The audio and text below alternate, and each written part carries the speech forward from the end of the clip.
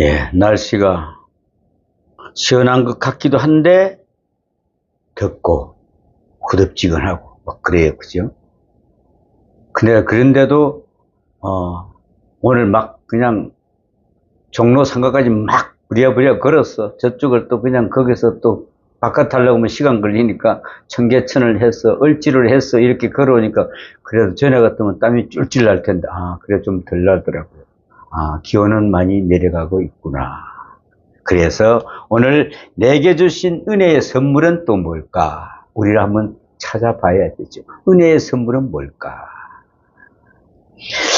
사람들은 자기가 가지고 있는 소중한 그 가치를 모를 때가 있습니다. 내가 뭘 가지고 있는지 정말 뭘까? 남들이 보면 표시해 놨는데 본인은 가지고 있는 가치를 잘 모를 때가 참 많아요. 보인단 말이죠. 그런데 전도사님 이거 괜찮아요. 그러면 이거 그냥 제가 한번 해본 거예요. 이렇게 하지 말고 정말 이게 나의 달란트구나.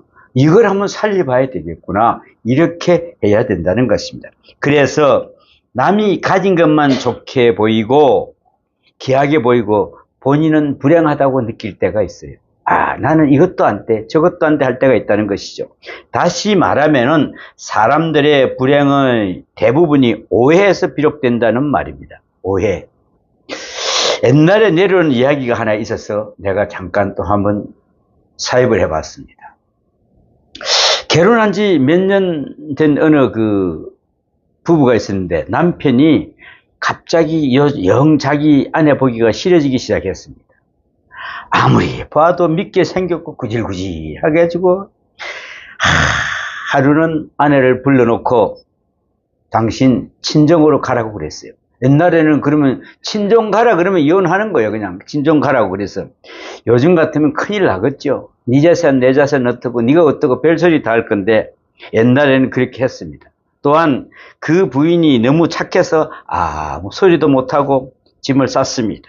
그리고 옷을 곱게 갈아입고 화장도 아주 정갈하게 착 하고 친정에 가야 되니까 그래도 소방 맞았다 소리는 못할 거 아니에요. 그죠? 그래서 이제 다음에 남편에게 하직 인사를 합니다. 정말 가고 싶지가 않지만은 가라고 하시니 떠난다고 말하면서 슬프게 자리를 떠났습니다. 이때 남편은 곱게 단장한 아내의 모습을 새롭고 아름답게 보여 그만 그를 붙들었다 그랬습니다. 그 아내도 잘못이 많지요. 그 평상시 좀 예쁘게 좀 하고 단장 좀 하고 있지 구질구질 해가지고 평소에도 단장을 그리 했으면은 얼마나 좋아하겠어. 구질구질한 남자 여자를 좋아하는 또 남자가 또 얼마나 있겠어. 아무리 자기 남편이고 자기 아내라고 그래도 깔끔하고 내가 냄새가 나가지고 머리에 킥킥한 냄새가 나고 말이지 입에서 이상한 냄새가 풀풀 나면은 옆에 자는 사람이 좋아하겠어요. 아이고 속으로는 그냥 옆에 자고 있으니까 말은 안 하지만은 아이고 저 이빨 좀 닦지. 앞에는 치석이 끼가지고 냄새가 풀풀 나는데 아니 저 좀 닦고 다니지. 속으로는 그럴 거야. 발도 안 닦고 내가 그냥 냄새가 꼬질꼬질한 걸 칵 하고 그에 팍 이라 하면은 진짜 기가 찰 거예요. 그죠? 우리 깨끗이 살아야 됩니다. 응? 깨끗이 살아야 돼요. 그래서 아무튼 이 남편은 자기 부인을 가치를 오해하고 있다가 다시 회복이 되었으니 정말 다행입니다. 우리는 정말 소중한 사람과 살고 있으면서도 그 가치를 몰라보고 오해하고 있지는 않습니까? 오해가 바로 불행의 원인이 된다 그랬습니다. 그 중에 특히 은혜를 모르는 사람은 정말 불행한 사람입니다. 이들은 많은 사랑을 받으면서도 받지 못했다고 불평을 한다는 것이죠. 그리고 그 사랑을 잃어버린 뒤에는 후회하고 아쉬워하는 것입니다. 죽거나 잃어버린 다음에 후회한들 무슨 소용이 있겠습니까? 뺏긴 다음에 억울해 봐야 돌아오지 않는다는 것입니다.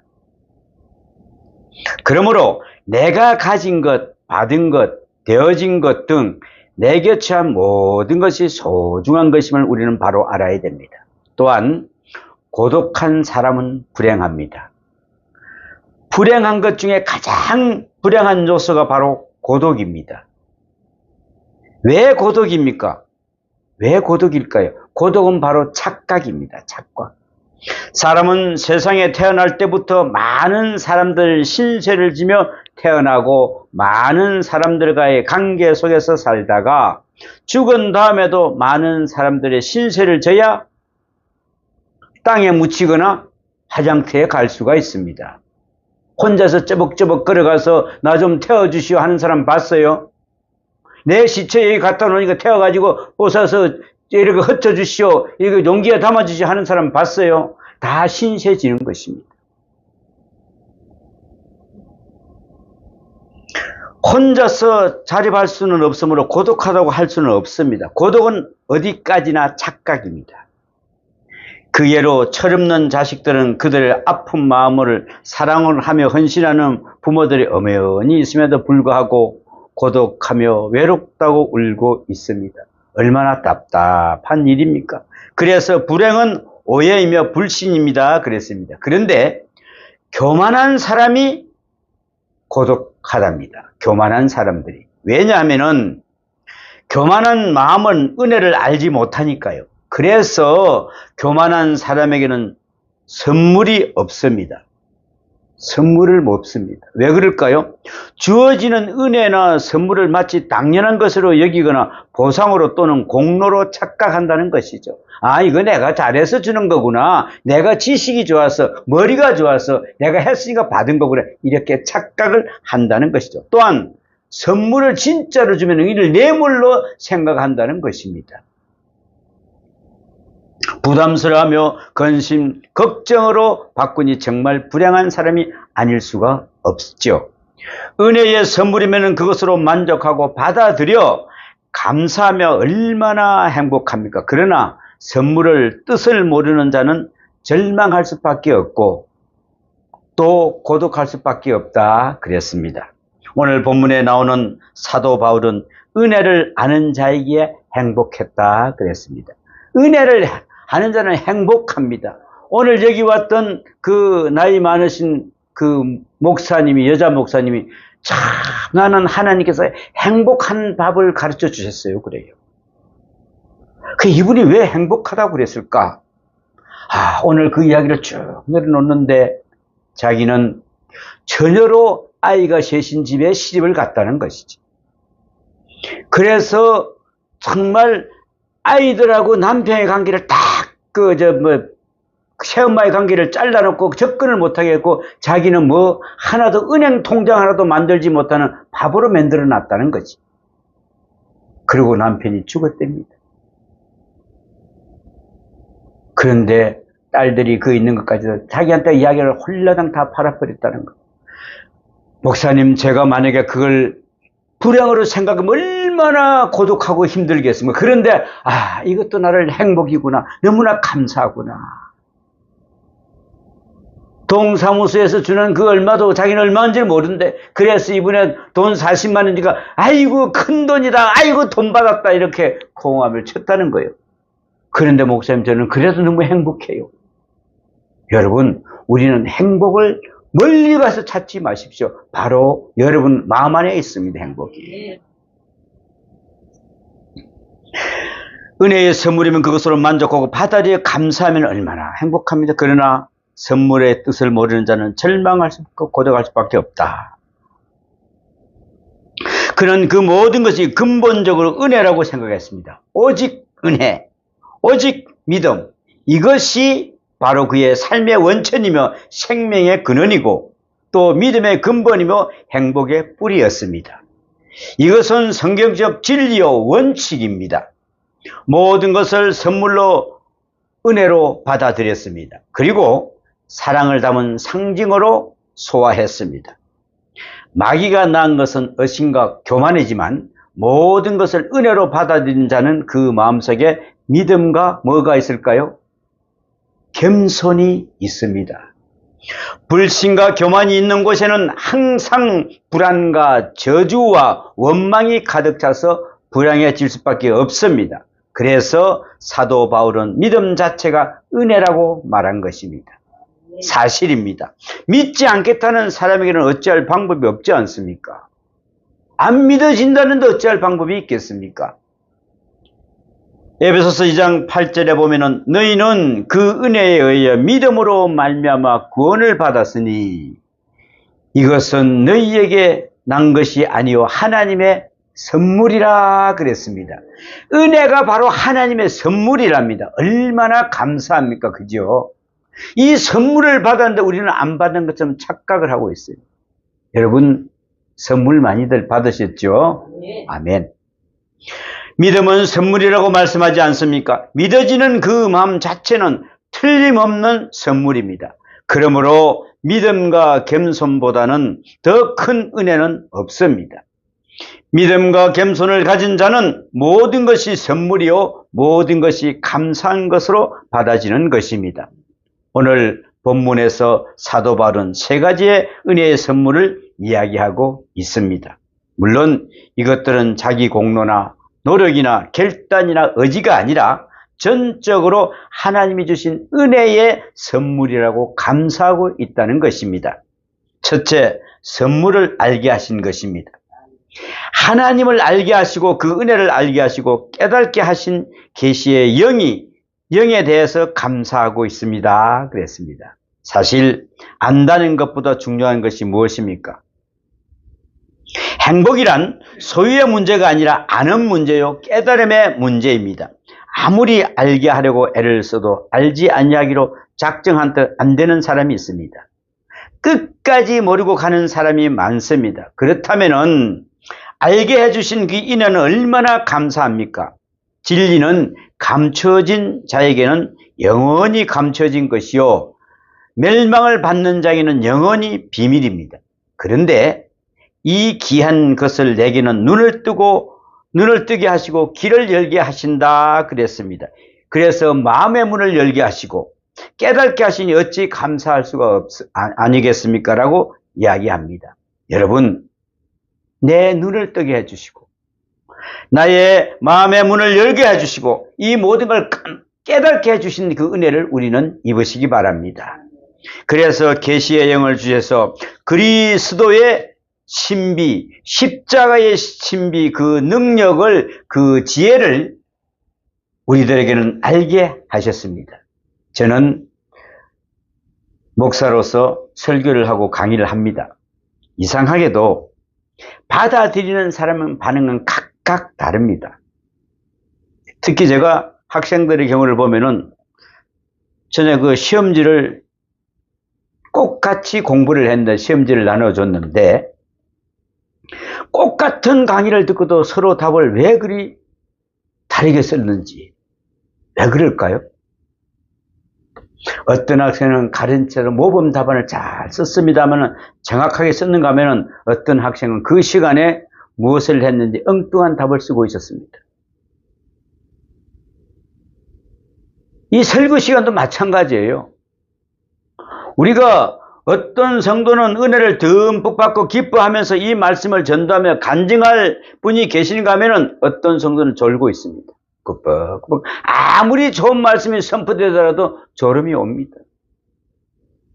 말씀이 들리지 않으니 잠이 오는 것이죠. 예수님께서도 여러 번 말씀하셨습니다. 많지도 않는 12제자를 가르치면서 내가 너희들의 발을 씻기나 너희들이 다 깨끗한 것은 아니다 그랬습니다. 그래서 저는 예수님 꼴랑 12명 다니고 다니면서 그랬는데 나도 참 행복한 거예요. 우리 교회도 그죠? 많으면 그 어떻게 일일이 발을 씻겨줄 수 있겠어? 못 씻겨줄 거 아니에요. 한 몇천 명도 어떻게 씻겨줘? 못 씻겨주지. 그런데 꼴랑한 12명이니까 할 수가 있는 것이지. 자, 그런데 여기서 가룟 유다는 제외하고 있음을 봅니다. 거기에 꼭 이상한 사람이 하나 있게 돼 있단 말이죠. 참 그렇습니다.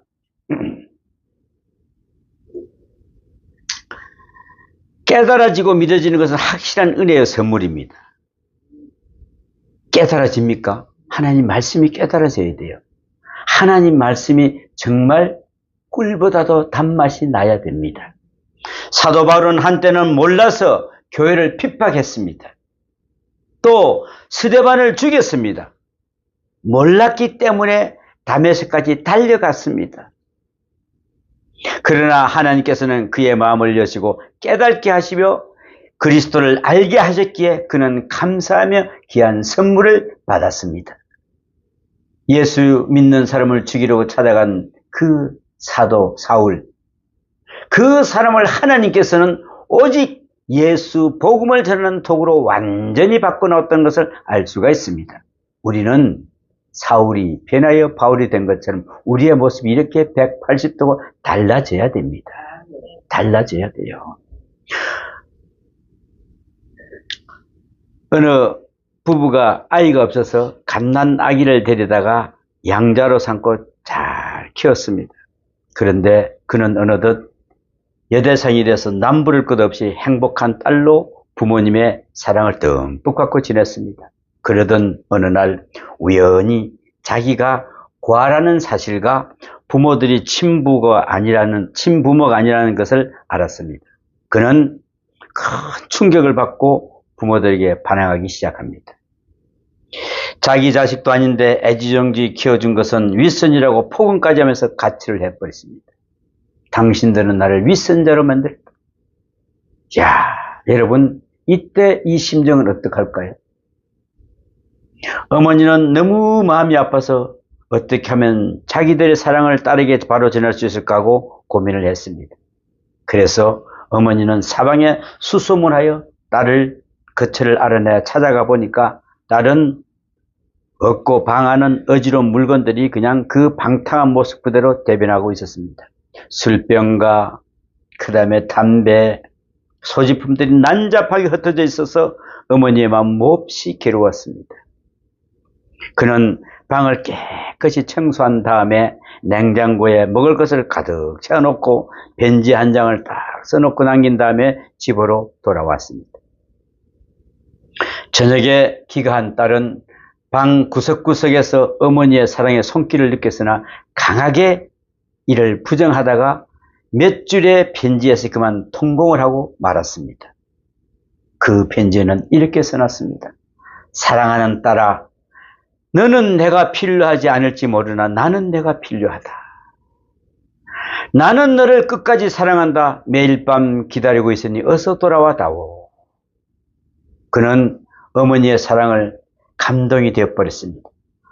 진실로 나를 사랑하는 분이시구나.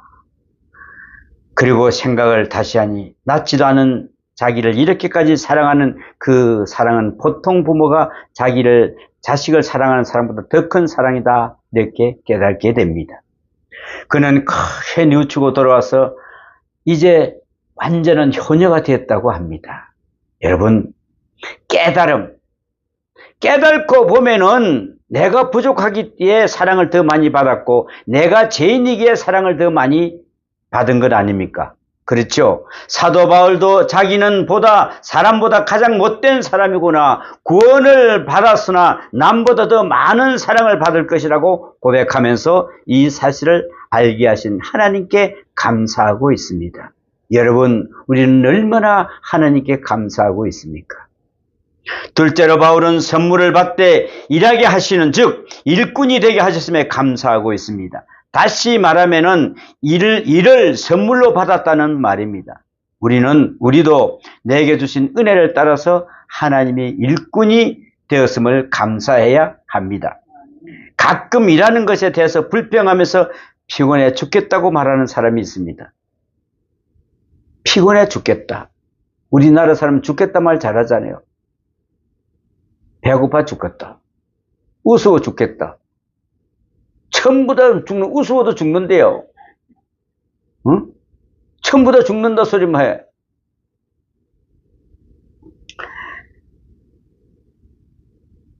피곤해도 죽겠다. 여러분, 피곤하면 죽겠죠? 죽겠다 그럽니다. 그죠? 틈만 있으면 쉬는 일에 신경 쓰는 사람이 있습니다. 지금부터 쉬겠다고 시간을 움켜잡고 마시고 뛸 수 있는 데 열심히 일하십시오. 이제 조금 있으면 아주 푹 쉴 때가 옵니다. 우리 지금 일하기 싫다고요? 열심히 하십시오. 미리 쉬겠다고 하지 않아도 때가 되면 휴식이 나이가 옵니다. 일이 있을 때 일하는 고마움을 잘 모르다가 정년퇴직한 다음에야 일이 있음에 얼마나 감사한 것인지를 깨닫게 됩니다. 이번에 현대자동차 노조들이 자기들이 한 1년에 1억 이상의 그 월급을 받아간답니다. 1년에. 연봉 1억짜리가 몇 명이나 있겠습니까? 좀 더 달라고 데모를 하다가 거기 회장이 폭탄 선언을 해버렸어요. 예, 이제 우리는 지금 미국에서 짓는 공장부터 시작해서 80% 이상을 전부 다 로봇 생산 기계로 설치하겠습니다. 로봇은 절대로 돈 달라고 떼쓰지 않아요. 그죠? 배고프다고 떼쓰지 않아요. 우리 지금 현재 여건 잘못, 이거 지금 현재 우리 지금 휴게실 해달라고 떼지지 않을 겁니다. 그죠? 여러분, 줄 때 잘해야 돼. 있을 때 잘해야 돼. 응? 그렇게 풍성하게 받고 있을 때 잘해야 돼.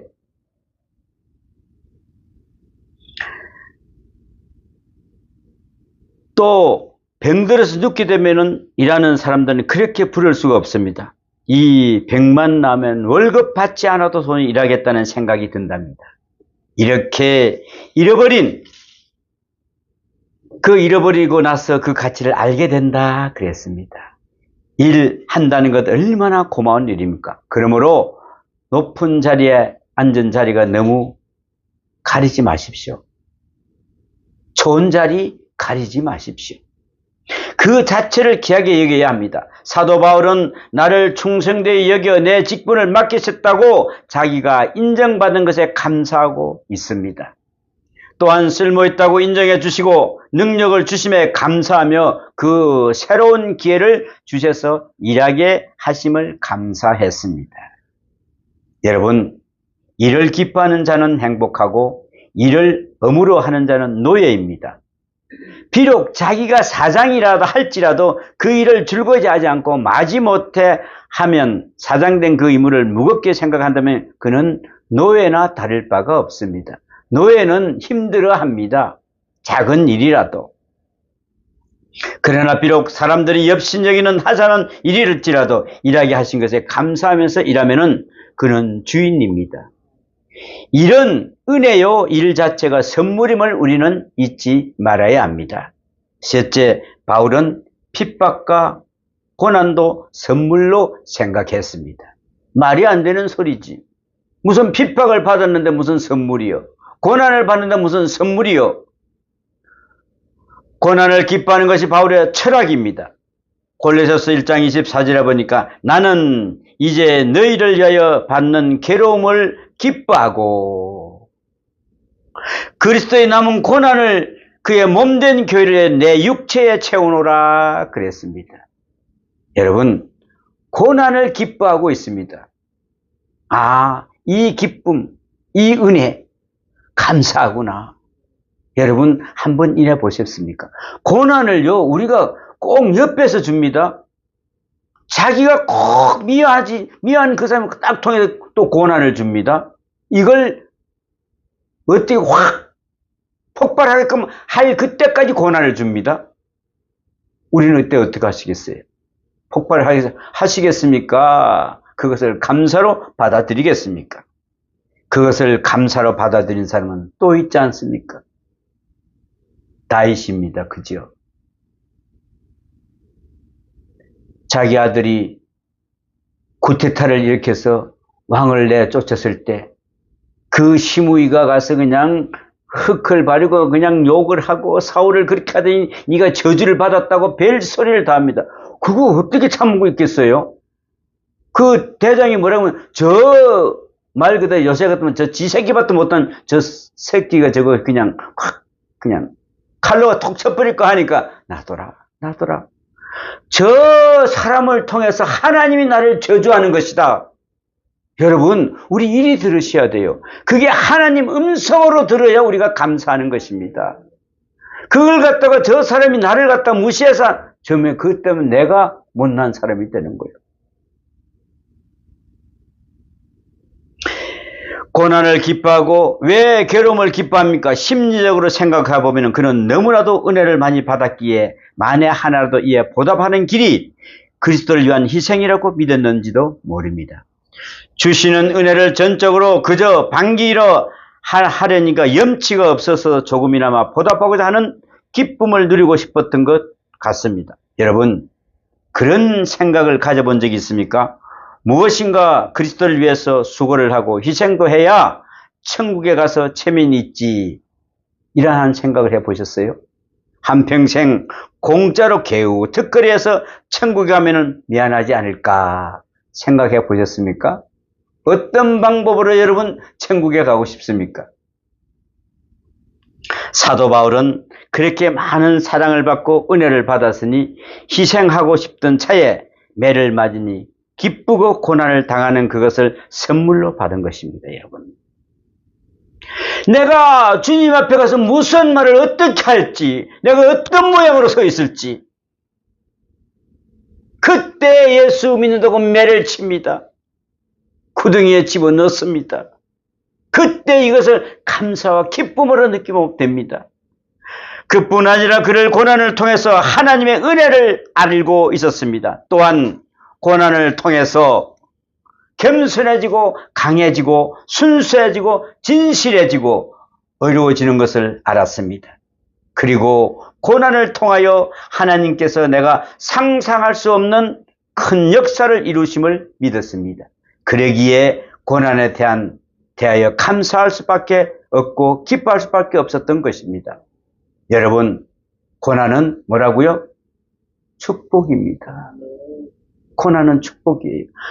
이제 하나님께서 제게 복을 주시기 위해서 이렇게 고통과 환난을 주시는구나. 감사합니다. 감사합니다. 할렐루야, 할렐루야. 이렇게 우리가 춤춰야 돼. 우리가 춤춰야 돼. 전에 내가 어떤 아는 분이 있어가지고, 나 이거 바이올린 하는 거 이거 별로 좋아하지 않거든, 음악. 내가 그 음악에 그리 소질 있는 사람도 아니니까. 그 어떤 사람이 그때 연주회 한다길래 한번 참석을 했어요. 근데 그 바이올린 연주회를 하는데 참 바이올린 잘 하더라고. 그런데 이 바이올린 탁 하기서 보니까 그 바이올린 내가 또 저거는 가격이 얼마나 할까? 그래서 내가 그거 가격이 얼마나 하냐고 물어봤더니 얼마나 할까요? 2억 원짜리래요. 2억 원짜리. 야, 저는 그 고가품을 구경하면서 통나무 하나가 왜 이렇게 비싸야 하는지 하면 이해가 안 가잖아요. 그죠? 기타도 꼭 같은데 말이야. 그래서 전문가에게 물어보았으니까 그의 설명에는 따르면 바이올린을 만드는 제목은 일단 나무를 잘라서 수십 년 동안 그냥 들판에 버려두어 비를 맞고 햇빛을 맞으면서 바람에 의해서 말리기를 거듭한 후에야 정성껏 만든다는 것입니다. 그래야 바이올린 소리가 좋다는 것입니다. 1, 2년 더 수십 년 동안 놔두는 그런 나무를 사용한다는 것이죠. 수십 년 동안. 그러니까 그래야 그 나무 그 소리가 비틀리죠. 이게 조금만 틀리고 이러면 소리가 엉터리가 난다는 거지. 그 바로 소리를. 그러니까 나무가 견고하게 얼마나 수십 년 동안 거기서 썩고 문드러지고 비가 오고 다 맞고 그걸 모든 것을 다 이제 이긴 나무를 사용한다는 것이죠.